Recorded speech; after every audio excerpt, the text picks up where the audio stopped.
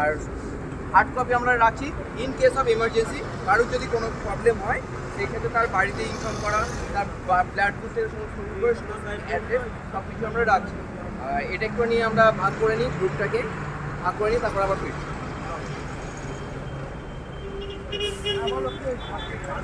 Already ধুলাগড়ে আমরা সবাই পৌঁছে গেছি। প্রচুর বাইক এসছে, প্রায় 30-35টা বাইক।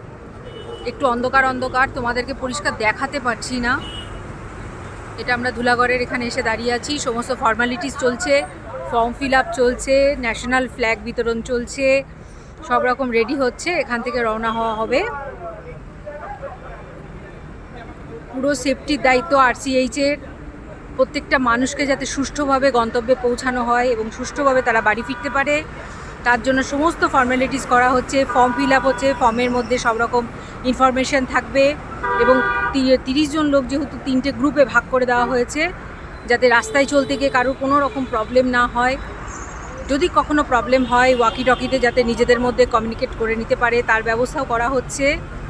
তোমরা থাকো আমাদের সঙ্গে, আরসিএইচের এই গ্রুপটার সঙ্গে। যারা বাইক রাইড করতে চাইছো তারা পার্সোনালি আমার সঙ্গে যোগাযোগ করতে পারো, কারণ আরসিএইচের গ্রুপটার প্রচণ্ড রেসপন্সিবিলিটি নিয়ে তারা গ্রুপের মধ্যে রাইড করায় সবাইকে। যারা নতুন, যারা পুরনো, সবাই আমাদের সঙ্গে লিঙ্ক রাখতে পারো।